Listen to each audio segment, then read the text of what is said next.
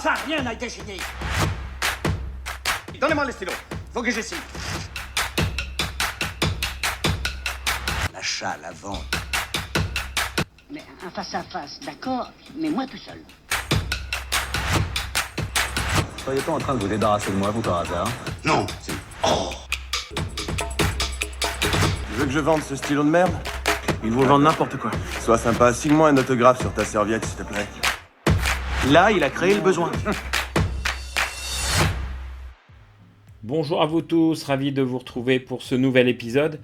Celui-ci est complémentaire à ce que nous avons vu précédemment sur les tactiques de sondage et les différentes phases de tactique qui sont orientées, analysées et développées. Et nous allons voir cette fois-ci en bonus les techniques de communication complémentaires à ces trois épisodes, en tout cas à ces trois phases précédentes. Nous avons vu qu'il est important de faire participer activement le client au processus de sondage et de lui montrer votre désir de répondre à ses besoins. Si ces deux conditions ne sont pas remplies, vous risquez de perdre le droit de poursuivre. Imaginez par exemple qu'au lieu d'instaurer cette participation active du client, vous le mainteniez dans le rôle passif de simple répondant. Vous lui posez question après question sans jamais lui expliquer pourquoi, ni faire le lien entre les questions ou les éléments d'information.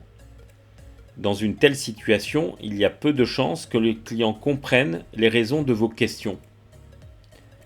Ne comprenant pas, il va penser que vous lui faites perdre son temps en l'utilisant à votre profit et sans égard pour le sien. Dans ce cas, le client devient généralement réticent à répondre aux questions et impatient de mettre un terme à l'entretien. Par contre, le client que vous impliquez et que vous assurez de votre intérêt vous donne généralement le droit de poursuivre. Pour vous aider à réaliser ces conditions, trois techniques peuvent vous être utiles: la confirmation, la reconnaissance et l'association.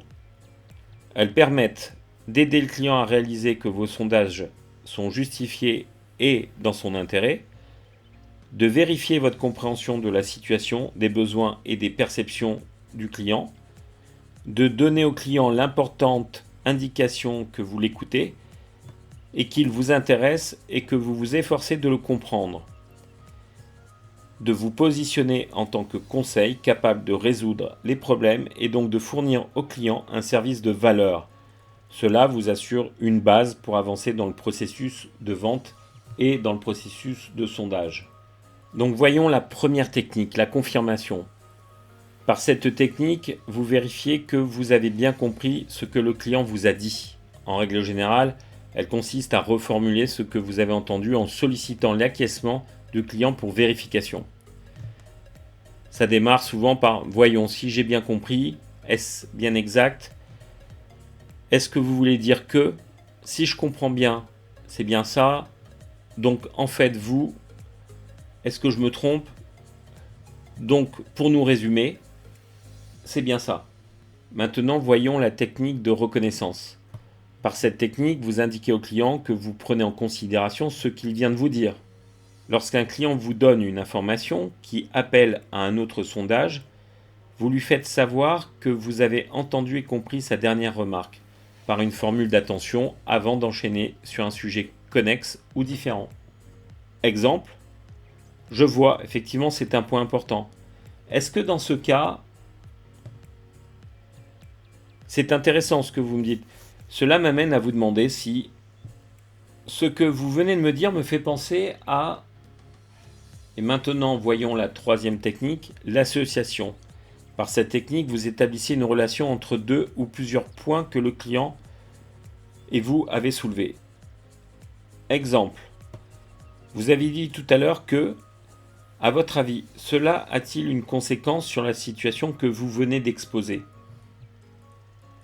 J'aimerais revenir sur un point que vous avez mentionné tout à l'heure. Ces techniques de sondage sont régulièrement utilisées, plus ou moins consciemment.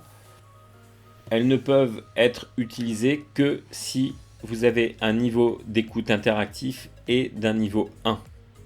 Il est évident que si votre esprit ou votre pensée s'échappe pendant que le client s'exprime suite à une question que vous lui avez posée, il y a très peu de probabilité que vous arriviez soit à utiliser une question de confirmation, soit de réaliser une technique de reconnaissance ou de faire un sondage d'association entre deux idées que le client vous a émis. Tout ça pour vous dire qu'il est important de travailler son écoute. Il y a des techniques pour réaliser un travail sur son écoute et la faire progresser jusqu'à un niveau 1.